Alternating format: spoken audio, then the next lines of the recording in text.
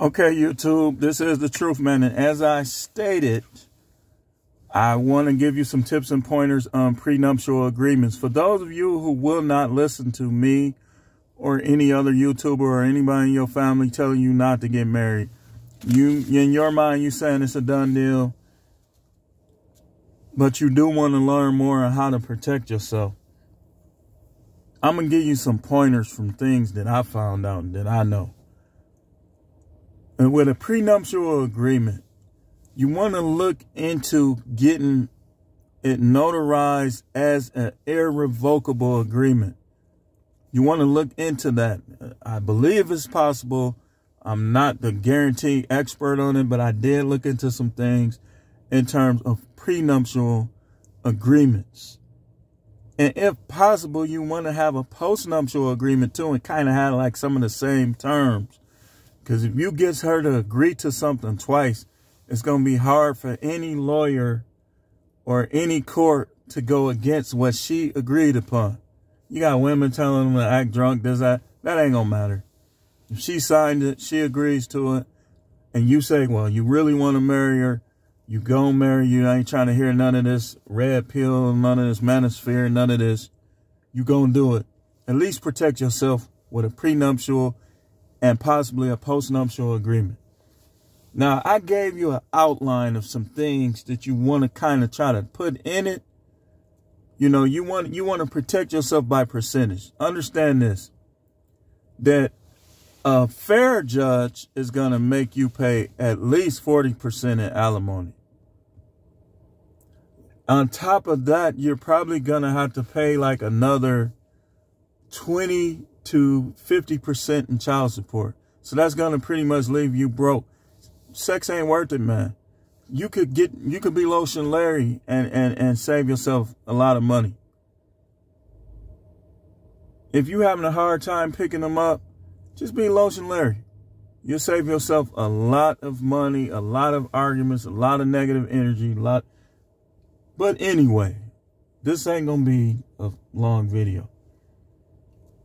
Like I said, try to get it irrevocable, but I just kind of wrote some stuff up like a little bunk agreement, so you can get a general idea of the type of stuff you want to put in it. I said, in the end, you say something like this. If your marriage dissolves / goes into irreconcilable differences / divorce, your spouse agrees that she shall not receive any court negotiated alimony. Here it is, just bear with me. I got some scribble scrap. In the case of a possible divorce, the spouse agrees that they shall receive either no compensation or a mutually agreed upon amount negotiated outside of family court or any other legalized branch. You get like some of the stuff you want to put in it. The spouse agrees to allow your name to support his own children outside of family court or any legalized branch of court. Now, to be fair, you could add to that like something that says if you any failure for you to support, then in that case, child support can be negotiated. But get her to agree to allow you to support on your own. Because what these women do now, and I know about this, because I've seen people do it. I've seen relatives do it. I've seen other people do it. To be kind of like sly, they'll go and they'll sign up for food stamps or something like that. Because they know the court's going to be like, and the people going to be like, well, why ain't he providing for them? And they're going to automatically hit you with child support. So you got to watch out for that. You got to kind of try to protect yourself against that. And to be kind of common sensey. If that's a word, that's my word. You want to be like laying some of that money up, like putting some money up in case things do go wrong. Put money up for yourself. Don't let her punk you out of your money. These women be pimping these guys. Like, no, if I want to go buy a sandwich, I'm going to buy a sandwich. Like, you gotta be the man. You see what happens, man. When you try not to be the man, you end up being like Will Smith. And now he gonna end up losing more than he probably would have lost if he would have just stood on her. Not literally, not physically. Like, we don't condone violence towards women. But, yeah. Look into that. Don't marry nobody without a prenuptial agreement that's going to protect your finances. You should not pay no price. You should not become poor or homeless just because you choose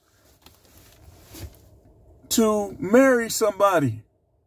That's supposed to be a good choice. That's supposed to be a moral choice. The devil done took over marriage, man. She done took over marriage. She done took over. That's why you're seeing all this stuff right now. If the devil was a he, come on now, explain this. Come on now. I ain't even got to go into the things I done uncovered to prove that the devil is not a man. That's a whole nother video. And I have videos about this, but we ain't going to even go there. I just wanted to give you a couple tips and pointers as to how to try to word a prenuptial agreement. Don't marry anybody without a polygraph and without a prenuptial agreement. That's why you got to learn how to vet. You got to know what her answers is and bring that stuff back on the polygraph. If she tell you she only got 3 bodies, before you marry this chick, you should be on the polygraph. Is it true that you have only had sexual intercourse with 3 men? Yes. Wrong. She lied. If she failed that test, man, do not marry her. You need to know how to ask her this stuff. Give these women polygraphs before you marry them. Prenuptial agreement, polygraph. Prenuptial agreement, polygraph. This is the truth, man. The channel is the No Matrix. No getting married without prenuptial agreements and polygraphs. No simping. No listening to all that. Do you trust me? Oh, you don't trust me. Okay. Don't pay no attention to her tears.